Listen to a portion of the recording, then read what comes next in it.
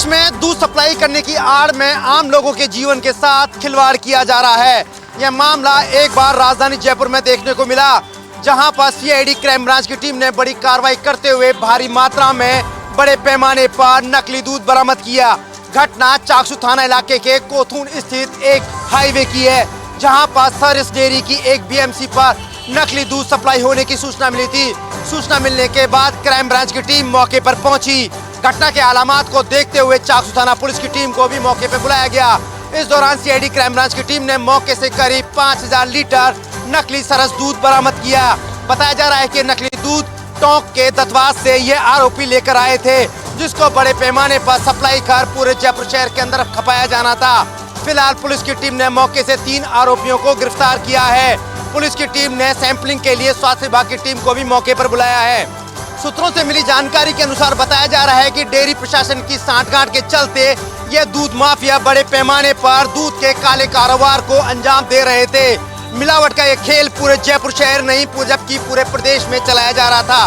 फिलहाल अब पुलिस की टीम इस पूरे मामले को लेकर जांच पड़ताल में जुट गई है कि इस पूरे नेटवर्क में कितने लोग शामिल हैं और कौन कौन डेयरी प्रशासन का अधिकारी इस पूरे नेटवर्क के अंदर मिला हुआ है। बहुजन समाज पार्टी की सुप्रीमो मायावती भरतपुर के दौरे पर रही और इस दौरान उन्होंने नदवई कस्बे में विशाल जनसभा को संबोधित किया। इस मौके पर भरतपुर जिले की 7 विधानसभा सीटों पर चुनाव लड़ रहे बसपा के प्रत्याशी मौजूद रहे। नदवई कस्बे में जनसभा को संबोधित करते हुए बसपा सुप्रीमो मायावती ने कांग्रेस पार्टी को घेरते हुए कहा कि संविधान निर्माता डॉक्टर भीमराव अंबेडकर के अनुयायियों ने जब केंद्र में कांग्रेस की सरकार थी तब उन्हें भारत रत्न की उपाधि देने की मांग की थी, लेकिन कांग्रेस सरकार ने उन्हें सम्मान तक नहीं दिया। इसके बाद बसपा की मांग पर वीपी सिंह सरकार ने बाबा साहब को भारत रत्न का सम्मान दिया था।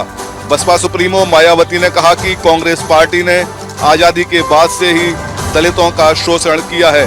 भाजपा पर भी हमला बोलते हुए मायावती ने कहा कि केंद्र सरकार ने लोकसभा और राज्यसभा में भले ही 33% महिलाओं की आरक्षण की व्यवस्था की है, लेकिन एससी और ओबीसी वर्ग की महिलाओं के लिए अलग से कोई आरक्षण नहीं दिया गया है।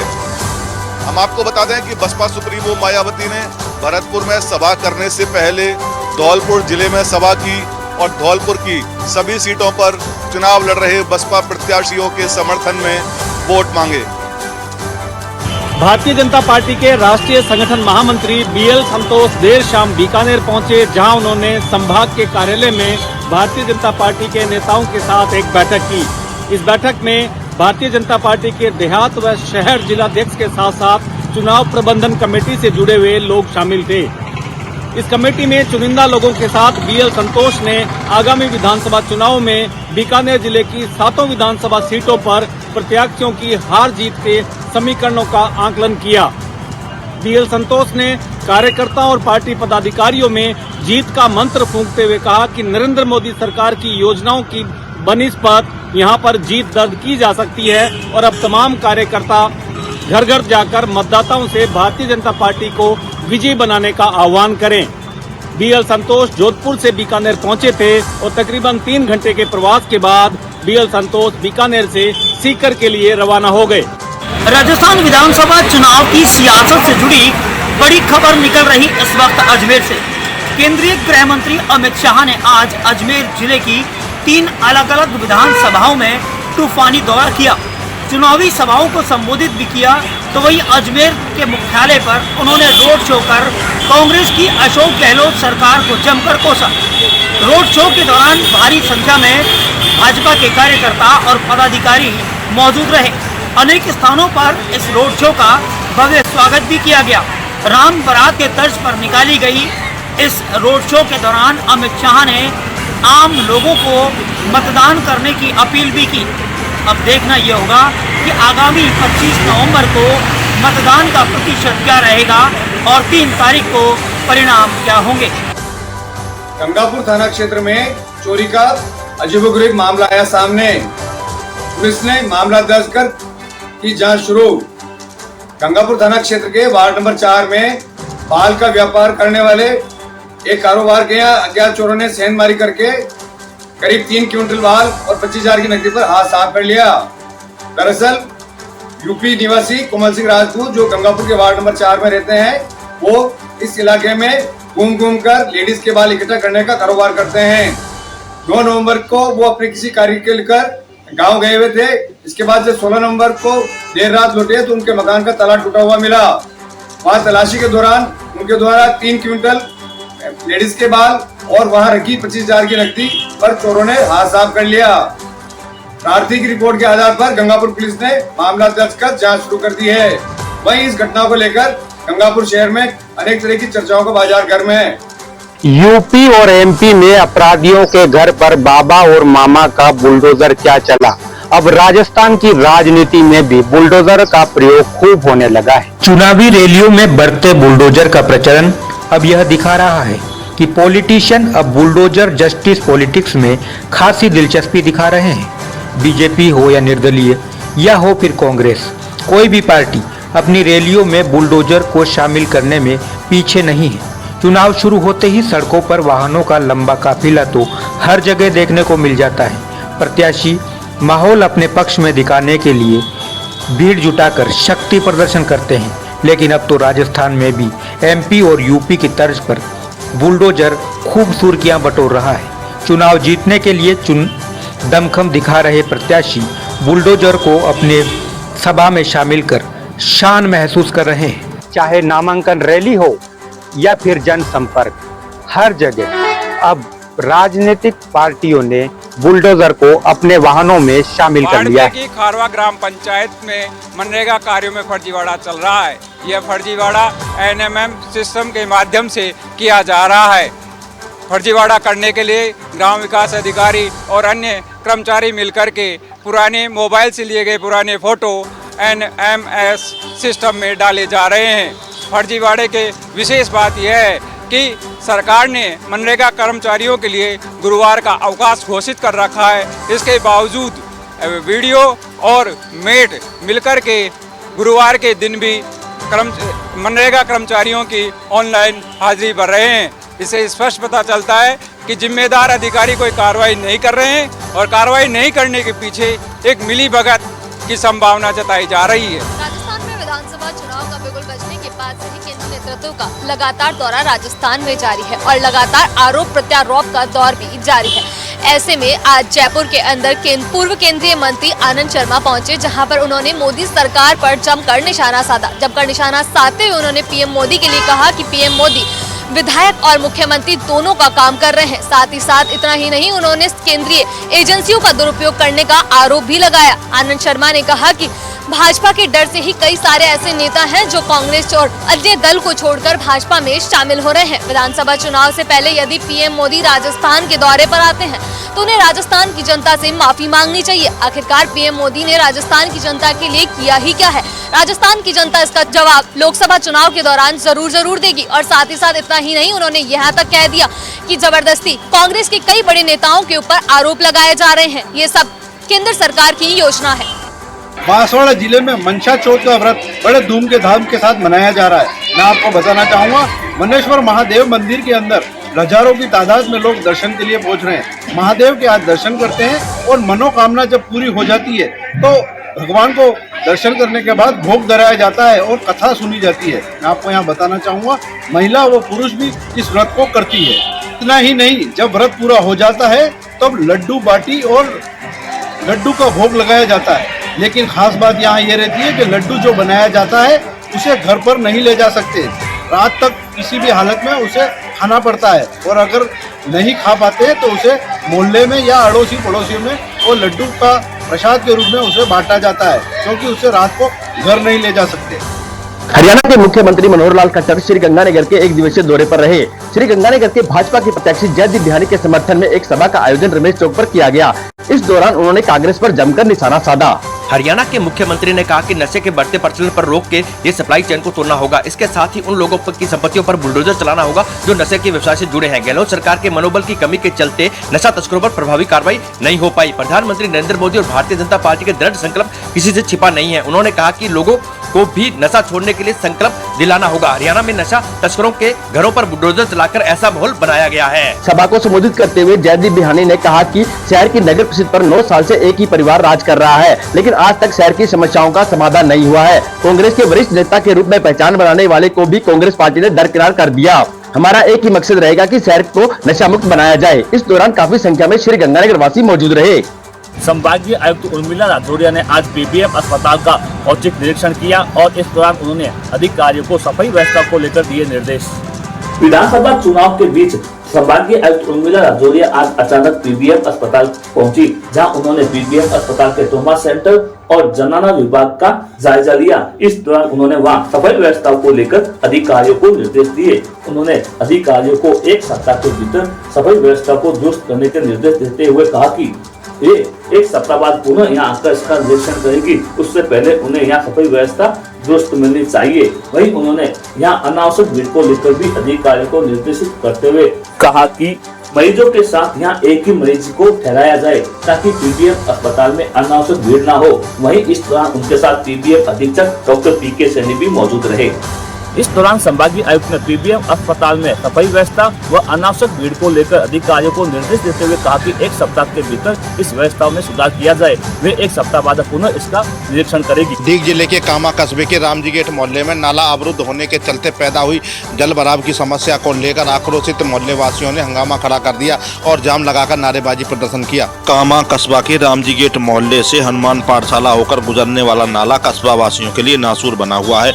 आए दिन नाला अवरुद्ध हो जाता है, जिससे सड़क पर जल भराव हो जाता है। कई दिन तक सड़क पर पानी भरा रहता है। यदि कभी बरसात हो जाती है तो यह पानी घरों में भी घुस जाता है। नगर पालिका द्वारा पानी निकासी की भी कोई व्यवस्था नहीं की जाती है। इस मार्ग पर आवागमन पूरी तरह बंद हो जाता है। कई बार मोहल्ले वासियों द्वारा नगर पालिका को अवगत भी कराया जा चुका है, लेकिन नगर पालिका इस मामले को गंभीरता से लेकर समस्या का समाधान नहीं कर रही है। जल भराव की समस्या को लेकर आज नाराज मोहल्ले वासियों ने जलदाय विभाग के पास से गुजरने वाली सड़क पर अवरोध लगाकर जाम लगा दिया और जमकर नारेबाजी प्रदर्शन किया। मामले की सूचना मिलने पर कामा थानाधिकारी पुलिस बल के साथ मौके पर पहुंचे और प्रदर्शनकारियों से समझाइश की। बाद में थानाधिकारी द्वारा आंदोलनकारियों की दूरभाष पर एसडीएम विनोद कुमार मीणा से वार्ता कराई गई। एसडीएम द्वारा समस्या समाधान के आश्वासन के बाद ही गतिरोध समाप्त हो सका। मोहल्ले वासियों ने एसडीएम विनोद कुमार मीणा के आश्वासन पर फिलहाल अपना आंदोलन स्थगित कर दिया है। अब देखना यह है कि समस्या का समाधान कब तक। कांग्रेस नेत्री प्रियंका गांधी ने चित्तौड़ विधानसभा को लेकर आज यहाँ पर करीब 45 मिनट अपने भाषण दिए हैं। उन भाषणों को लेकर कहीं केंद्र सरकार पर वार किया है तो कहीं न कहीं मध्य प्रदेश सरकार पर भी वार किया है। ऐसी परिस्थिति में एक बात सामने नजर आती है कि मतदाताओं को जो रुझाने का उनका जो तरीका था कहीं न कहीं मतदाताओं के दिलों में घर कर गया, क्योंकि सुबह 12 बजे से लेकर जनता यहाँ अपने लाडले नेता को देखने के लिए तैयार थे, आतुर थे, लेकिन नेता जो थे वो बड़े लेट आए हैं, क्योंकि 45 मिनट के जो भाषण थे उस भाषण के दौरान यहाँ पर जनता ने अपने ठहाके भी लगाए हैं, तो केंद्र सरकार की योजनाओं को लेकर भी उन्होंने प्रतिक्रिया भी करी है। ऐसे में जो देखने वाली बात यह है कि 5 विधानसभा के जो प्रत्याशी थे वो यहाँ मौजूद थे और उन्होंने जाते जाते हनुमान जी की जो गदा होती है प्रियंका गांधी को बैठ की है। चुनावी पारा परवान पर चढ़ने लगा है, जहां मुख्यमंत्री अशोक गहलोत कल करौली दौरे पर रहेंगे। वहीं 20 नवंबर को देश के मुखिया पीएम नरेंद्र मोदी करौली जिले में हुंकार भरेंगे। प्रेस वार्ता को संबोधित करते हुए वरिष्ठ कांग्रेसी नेता कन्हैयालाल शर्मा ने बताया कि कल यानी कि शनिवार को मुख्यमंत्री अशोक गहलोत दोपहर 1:30 बजे करौली पहुंचेंगे, जहां पर आमनकेपुरा गांव में कांग्रेस के प्रत्याशी एवं वर्तमान विधायक लाखन सिंह मीणा के समर्थन में जनसभा को संबोधित करेंगे और कांग्रेस सरकार के 5 साल के विकास के नाम पर प्रत्याशियों को जिताने की अपील करेंगे। जनसभा में 40 से 50 हजार लोगों के आने का लक्ष्य रखा गया है। वहीं दूसरी ओर भाजपा पार्टी की तरफ से प्रेस वार्ता को संबोधित करते हुए करौली धौलपुर सांसद डॉक्टर मनोज राजौरिया ने भाजपा द्वारा हाल ही में जारी किए गए घोषणा पत्र की विस्तार से जानकारी दी। बता दें कि करौली जिले में 25 नवंबर को मतदान होगा। इसके लिए स्टार प्रचारकों ने भी अपने प्रत्याशियों को जिताने के लिए दमखम लगाना शुरू कर दिया है। विराटनगर विधानसभा में आज भाजपा की विशाल जनसभा आयोजित हुई, जिसको लेकर भाजपा प्रत्याशी कुलदीप धनखड़ के समर्थन को संबोधित करने पहुंचे उत्तराखंड के सीएम पुष्कर धामी। विराटनगर विधानसभा के पावटा स्थित ग्रोवर फार्म हाउस पर भाजपा की विशाल जनसभा आयोजित हुई। सभा को संबोधित करने पहुंचे उत्तराखंड के सीएम पुष्कर धामी ने शिरकत की। धामी ने प्रदेश में कांग्रेस सरकार पर जमकर हमला बोला। भाजपा प्रत्याशी कुलदीप धनखड़ के लिए सीएम पुष्कर धामी ने लोगों को भाजपा के पक्ष में वोट मांगे। धामी ने कहा, राजस्थान में भाजपा की सरकार बनेगी और प्रचंड बहुमत से भाजपा सरकार बनाने जा रही है। धामी ने कहा कि इस बार डबल इंजन की सरकार बनने जा रही है। विशाल जनसभा में हजारों की संख्या में महिलाएं व पुरुष मौजूद रहे, वहीं भाजपा कार्यकर्ता भी मौजूद रहे। उत्तराखंड के सीएम पुष्कर धामी ने सभा को संबोधित करते हुए प्रदेश की कांग्रेस सरकार को आड़े हाथों लिया। वहीं पुष्कर धामी ने भाजपा प्रत्याशी जो कुलदीप धनखड़ है उनके समर्थन के लिए लोगों से अपील की और ज्यादा से ज्यादा वोट डालने की बात कही। राजधानी जयपुर में एक 40 साल की महिला के साथ रेप का मामला सामने आया है। मामला हरमाणा थाना इलाके का है। जानकारी के मुताबिक दिन दहाड़े एक मिनी बस का ड्राइवर महिला को जबरन अपहरण करके ले गया और उसे महिला के साथ रेप किया। रेप करने के बाद महिला को यह शख्स सड़क पर पटक कर फरार हो गया। आधी रात को पीड़िता बेहोशी की हालत में मिली। यह घटना उस वक्त हुई जब महिला का पति काम के सिलसिले में बाहर चला गया था। पीछे से महिला घर के बाहर निकल आई। महिला का पति जैसे ही घर पर लौटा तो उसे अपनी पत्नी गायब मिली। पत्नी के गायब मिलने पर पति सीधा यहां से हरमाणा थाने पहुंचा और मुकदमा दर्ज करने का प्रयास किया, लेकिन यहां मौजूद पुलिसकर्मियों ने मुकदमा दर्ज नहीं किया और उसे अगले दिन आने के लिए कहा। स्थानीय लोगों की सूचना पर महिला की जानकारी पति को मिली। पीड़िता ने बाद में परिजनों को दरिंदगी की कहानी सुनाई। महिला के साथ हुई इस दरिंदगी की घटना के बाद बीजेपी के शासन दिया कुमारी समेत अन्य भाजपा कार्यकर्ताओं के साथ मौके पर पहुंचे और पुलिस प्रशासन के खिलाफ नारेबाजी की। भाजपा कार्यकर्ताओं और दिया कुमारी ने आरोपी को गिरफ्तार करने और दोषी पुलिसकर्मियों को सस्पेंड करने की मांग की। बताया जा रहा है कि जिस महिला के साथ दुष्कर्म हुआ वह मानसिक रूप से विक्षिप्त थी। फिलहाल पुलिस मामले की जांच पड़ताल कर रही है। पूर्व उप मुख्यमंत्री सचिन पायलट आज विधानसभा क्षेत्र के तूफानी दौरे पर रहे। इस दौरान सचिन पायलट आज अपने अलग अंदाज में देखने को मिले। वहीं परंपरागत वोट बैंक को साधने की पूरी ताकत को झोंकते हुए नजर आए तो भाजपा के वोट बैंक में भी सेंधमारी करने की चाणक्य भूमिका में नजर आए। आज अपने चुनावी दौरे के दौरान बबोर गांव से शुरुआत की तो वहीं भाजपा के वोट बैंक माली समाज के बाहुल्य इलाके साड़ा गांव में पहुंचे। भारी तादाद में माली समाज के प्रबुद्धजनों और महिलाओं, बुजुर्गों, युवाओं और किशोरी द्वारा उनका जोरदार स्वागत किया। इस दौरान माली समाज के कुछ नेताओं ने और ग्रामीणों ने संबोधित किया तो वहीं ग्रामीणों ने अपनी मत और समर्थन देते हुए जोरदार नारेबाजी भी की। हालांकि इस दौरान सरपंच ने अपने इलाके की पीड़ा भी सचिन पायलट को सुनाई तो वहीं सचिन पायलट ने संबोधित करते हुए तमाम वादे किए और उन्हें उनके साथ ही उन वादों को पूरा करने की बात कही। पायलट ने कहा और पायलट ने इस बदलते हुए तेवर में लेकर अब टोंक जिले की सियासी में भाजपा प्रत्याशी और नेताओं के लिए बड़ी चुनौती खड़ी होती हुई नजर आ रही है। हम आपको बता दें कि टोंक विधानसभा सीट पर गुर्जर, मुस्लिम और एससी साथ ही माली समाज का वोट बैंक भी एक मार्शल वोट बैंक है। 12 जिला मुख्यालय से शाहबाद उपखंड मुख्यालय के कई ग्रामीण क्षेत्रों में सरकारी बसों का संचालन ठप है। इसके चलते क्षेत्र के लोग ओवरलोडिंग वाहनों में सफ़र करने को मजबूर हैं।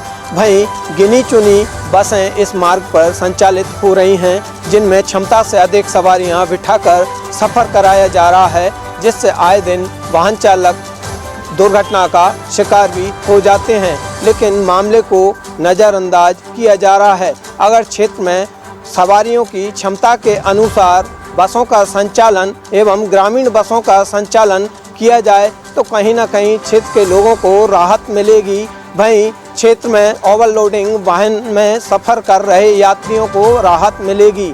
वहीं आपको बता दें कि बरसों से कोटा 12 से ग्रामीण क्षेत्र में संचालित रोडवेज बसें अब बंद पड़ी हुई हैं। इसके चलते अब लोगों को सरकारी और गैर सरकारी वाहनों में ओवरलोडिंग सफ़र करना मजबूरी का कारण बना हुआ है। क्षेत्र के लोगों ने इस मार्ग पर रोडवेज बसों का संचालन करने की मांग की है ताकि क्षेत्र के लोगों को राहत मिल सके। 25 नवंबर को राजस्थान में विधानसभा चुनावों के देखते हुए आज कठुमर विधानसभा क्षेत्र में स्वीप गतिविधियों के तहत निर्वाचन आयोग के निर्देश पर कई कार्यक्रम आयोजित किए गए, जिसमें मनरेगा श्रमिकों द्वारा रैली निकाली गई, बैंड वादन किया गया एवं अन्य स्वीप गतिविधियों कार्यक्रमों में हिस्सा लिया। जानकारी के अनुसार आज 17 नवंबर से सतरंगी सप्ताह के अंतर्गत मनरेगा श्रमिकों को अंगुली पर निशान राष्ट्र के नाम की थीम पर बैंड वादन के साथ मतदान प्रतिज्ञा रैली, नाच गान कराते हुए मतदान चौपालों का भी आयोजन कर श्रमिक वर्ग को आगामी 25 नवंबर को 100% मतदान करने हेतु प्रेरित किया गया।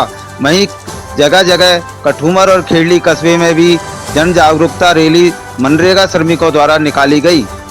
कठुमर रिटर्निंग अधिकारी सुनील जिंगोनिया ने बताया कि इस 7 दिवसीय मतदान को प्रेरित करने के लिए और मत प्रतिशत बढ़ाने के लिए जगह जगह स्वीप कार्यक्रम आयोजित किए जा रहे हैं, जिसमें तहसीलदार कठुमर राजेंद्र कुमार यादव, विकास अधिकारी शशिवाला सहित नरेगा श्रमिक और अन्य विभागों के कर्मचारी अधिकारी साथ में रहते हुए मतदान प्रतिशत बढ़ाने की अपील कर रहे हैं। भांडियावास सरहद में खेत व चारागाह भूमि में लगी आग के दौरान ग्रामीणों ने जो हौसला और हिम्मत दिखाई वो निश्चित रूप से तारीफ के काबिल है। ग्रामीणों की मदद से ही विकराल आग पर काबू पाया जा सका, जिस कारण आग आगे नहीं बढ़ी और बड़ा हादसा नहीं हुआ। बालोतरा से सटे भांडियावास इलाके में एक खेत और चारागाह में अचानक अज्ञात कारणों से आग लग गई। देखते ही देखते आग ने विकराल रूप धारण कर दिया। आग की सूचना मिलते ही मौके पर बड़ी तादाद में ग्रामीण एकत्रित हो गए। ग्रामीणों ने कड़ी मशक्कत के बाद आग पर काबू पाया, जिससे बड़ा हादसा टल गया। ग्रामीण क्षेत्रों में आगजनी की घटना में अक्सर ग्रामीणों की हौसला और सूझबूझ ही काम आती है। ग्रामीण इलाकों में आगजनी की घटनाओं के दौरान आगजनी को रोकने के लिए ग्रामीणों की हिम्मत और सूझबूझ ही काम आती है। भांडियावास में भी लगी विकराल आग को रोकने में भांडियावास के ग्रामीणों और युवाओं की सूझबूझ और मेहनत काम आई। आगजनी से करीब 25 बीघा चारागाह भूमि और खेत में काफी नुकसान पहुंचा है। पुलिस ने वाहन हटवाकर यातायात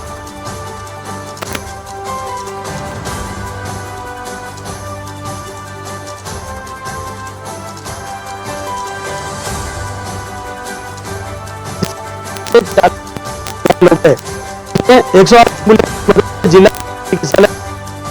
टक्कर इतनी भीषण थी कि डिवाइडर पर लगा खंभा और रेलिंग तक टूटकर सड़क पर बिखर गए। जानकारी के अनुसार यह ट्रक गुजरात से माल भरकर दिल्ली जा रहा था। चालक के शराब के नशे में वाहन चलाने के कारण यह हादसा पेश आया। 100% मतदान के लिए चुनाव आयोग के नवाचार सतरंगी सप्ताह के तहत नेचर पार्क में हुआ शपथ ग्रहण एवं बैंड वादन समारोह। चूरू जिला मुख्यालय सहित जिले भर में विधानसभा चुनाव के तहत जिले की सभी 6 विधानसभा सीटों पर जहां मतदान की तैयारियां प्रत्याशियों की ओर से जारी है, वहीं उनके समानांतर जिला प्रशासन एवं जिला निर्वाचन विभाग की ओर से भी तैयारी जारी है। चुनाव आयोग के निर्देशानुसार जिला मुख्यालय पर नेचर पार्क में शुक्रवार शाम को सतरंगी सप्ताह के दूसरे दिन शानदार कार्यक्रम का आयोजन किया गया। कार्यक्रम में केंद्रीय विद्यालय के बच्चों ने म्यूजिक टीचर विद्या आर्य के नेतृत्व में शानदार बैंड वादन की प्रस्तुति दी। इस अवसर पर पंचायत समिति की विकास अधिकारी डॉक्टर शर्मिला छलानी के निर्देशानुसार और उनके नेतृत्व में सभी को शपथ दिलाकर 100% मतदान का संदेश दिया गया। शिव कुमार शर्मा ने बताया कि स्वीप के तहत विविध गतिविधियों का आयोजन किया जा रहा है और इन्हीं गतिविधियों के तहत चूरू जिला मुख्यालय पर आज ये शानदार बैंड वादन और बच्चों के बीच विविध रोचक कार्यक्रम हुए। नेचर पार्क में आने वाले शहर वासियों को ज्यादा से ज्यादा मतदान का संदेश दिया गया। त्योहारों को मद्देनजर रखते हुए उत्तर पश्चिमी रेलवे ने यात्री भार को देखते हुए 29 जोड़ी स्पेशल रेल सेवा का संचालन कर रहा है। साथ ही 30 ट्रेनों में 52 डब्बे बढ़ाए गए हैं। उत्तर पश्चिमी रेलवे के मुख्य सूचना एवं जनसंपर्क अधिकारी ने यात्रियों से अपील की है कि कोई भी यात्री अपने साथ ज्वलनशील पदार्थ लेकर न जाए, जिससे कोई दुर्घटना हो जाए। साथ ही ज्वलनशील पदार्थ ले जाने पर कानूनन अपराध है और जिसमें सजा का प्रावधान है। उन्होंने ये भी बताया कि रेलवे द्वारा लगातार समीक्षा की जा रही है। जहां यात्री भार बढ़ेगा वहां पर ट्रेनों की संख्या बढ़ा दी जाएगी। साथ ही स्पेशल रेल सेवा का भी संचालन किया जाएगा। छिंदवाड़ा के मांडलगढ़ में बुजुर्ग महिला की हत्या के मामले में 8 दिन बाद भी पुलिस के हाथ खाली हैं, जिसको लेकर परिजनों और ग्रामीणों में पुलिस के प्रति आक्रोश है। मांडलगढ़ के मुकुंदपुरिया गांव में छोटी देवी बेरवा जंगल में बकरियां चराने गई थी, जहां अज्ञात बदमाशों ने महिला की हत्या कर शव को नग्न कर फेंक दिया था। घटना के 8 दिन बाद भी हत्या की वारदात का खुलासा करने में मांडलगढ़ थाना पुलिस नाकाम होती नजर आ रही है, जिससे मृतक महिला के परिजनों ग्रामीणों में पुलिस के प्रति आक्रोश बढ़ता जा रहा है। घटना के 8 दिन बाद भी आरोपियों की गिरफ्तारी नहीं होने को लेकर परिजनों और आक्रोशित ग्रामीणों ने थाने के सामने प्रदर्शन किया और आरोपियों को गिरफ्तार करने की मांग की। आरोपियों की गिरफ्तारी नहीं होने पर उग्र आंदोलन की चेतावनी दी। राजस्थान विधानसभा चुनाव में फतेह हासिल करने के लिए स्टार प्रचारकों के दौरे हो रहे हैं। इसी कड़ी में केंद्रीय सड़क एवं परिवहन मंत्री नितिन गडकरी आज जयपुर पहुंचे। गडकरी ने केंद्र सरकार की ओर से पिछले 9 साल के कार्यकाल के दौरान राजस्थान में कराए गए विकास कार्यों का लेखा जोखा रखा और प्रदेश में बीजेपी की सरकार बनने का दावा किया। गडकरी ने कहा कि राष्ट्रवाद भाजपा की आत्मा है और राष्ट्र सर्वोपरि है। गडकरी ने साथ ही कहा कि पीएम मोदी का सपना है कि भारत विश्व गुरु बने। आज भारत विश्व की 5वीं अर्थव्यवस्था है और दुनिया की नंबर 1 अर्थव्यवस्था बनना। कहा कि राजस्थान में भारत सरकार 41,000 करोड़ के ग्रीनफील्ड एक्सप्रेसवे बना रही है। आने वाले समय में जयपुर से दिल्ली तक इलेक्ट्रिक हाईवे बनाएगी। नीमका थाना जिले में आगामी विधानसभा चुनाव को लेकर विधानसभा क्षेत्र में आगामी चुनाव को मतदाता को जागरूकता हेतु सतरंगी सप्ताह का आज आयोजन किया गया। आगामी विधानसभा आम चुनाव में मतदाता जागरूकता हेतु सतरंगी सप्ताह का आज आयोजन किया गया। सतरंगी सप्ताह के दूसरे दिन नगर परिषद एवं पंचायत समिति राज विभाग के द्वारा रैली का आयोजन किया गया। रैली में श्रमिक वर्ग के साथ बैंड वादन कर वोटर्स की बारात के रूप में रैली निकाली गई। रैली जिला कलेक्टर से शुरू होकर शहर के मुख्य मार्गों से रैली का आयोजन किया गया। इस दौरान बैंड वादन के साथ वोटर्स को जागरूक किया गया। रैली में श्रमिक वर्ग के साथ बैंड वादन कर वोटर की बारात के साथ के रूप में निकाली गई। रैली जिला कलेक्टर से शुरू होकर शहर के मुख्य मार्गों से रैली का आयोजन किया गया। हत्या के मामले में बंद आज कैदी की इलाज के दौरान न्यू मेडिकल कॉलेज अस्पताल में मौत हो गई। फिलहाल सबको अस्पताल की मोर्चरी में रखवाया गया है। हत्या के मामले में कोटा सेंट्रल जेल में बंद कैदी की मौत का मामला सामने आया है। कैदी न्यू मेडिकल कॉलेज अस्पताल में भर्ती था। सुबह इलाज के दौरान उसने दम तोड़ दिया। शव को फिलहाल एमबीएस अस्पताल की मोर्चरी में शिफ्ट करवाया गया है। मृतक कैदी दुर्गालाल बूंदी जिले के डाबी का रहने वाला था। साल 2020 से कोटा सेंट्रल जेल में बंद था। दुर्गालाल पहले बूंदी जेल में बंद था। बीमारी के चलते उसे कोटा सेंट्रल जेल में शिफ्ट करवाया गया था। हत्या के मामले में इसी साल अप्रैल के महीने में कोर्ट ने उसे आजीवन कारावास की सजा सुनाई थी। फिलहाल शव को अस्पताल की मोर्चरी में रखवाया गया है। मामले में पुलिस जांच कर रही है। फिलहाल मृतक कैदी के शव को अस्पताल की मोर्चरी में रखवाया गया है। परिजनों को सूचना दे दी गई है। किशनगढ़ के जयपुर रोड हाईवे स्थित एक होटल पर रुके विदेशी पर्यटक की संदिग्ध परिस्थितियों में मौत हो गई। होटल के स्टाफ अचेत अवस्था में विदेशी पर्यटक को राजकीय यज्ञनारायण अस्पताल लेकर पहुंचे, जहां चिकित्सकों ने उसे मृत घोषित कर दिया।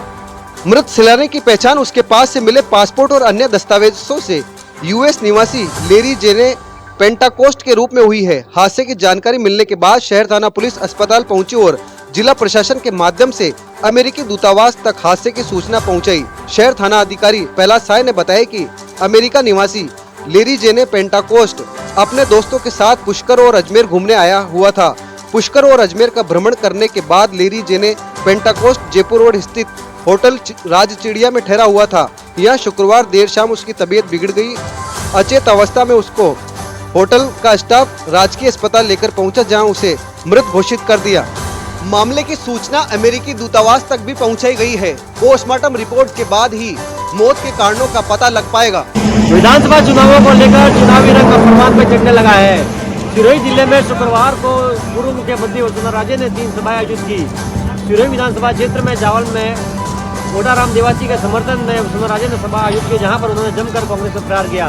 इसी प्रकार वसुंधरा राजे ने हेलीकॉप्टर से रेवदर पहुंचे, जहां पर भाजपा प्रत्याशी दक्षिराम कोहली के समर्थन में एक सभा को आयोजित किया और भाजपा प्रत्याशी को जिताने की अपील की। वहीं देर शाम को पूर्व मुख्यमंत्री वसुंधरा राजे स्वरूपगंज पहुंचे, जहां पर उन्होंने रोड शो आयोजित किया। साथ ही एक जनसभा को भी संबोधित किया, जिसमें उन्होंने भाजपा प्रत्याशी सभाराम गराचा के समर्थन में वोट की अपील के साथ ही कांग्रेस पर आरोप लगाते हुए कहा कि कांग्रेस वादा तो करती है पर वादे को पूरा नहीं करती है। उन्होंने कहा कि सरकार आने पर जो काम अधूरे रह गए उन्हें भी पूरा किया जाएगा।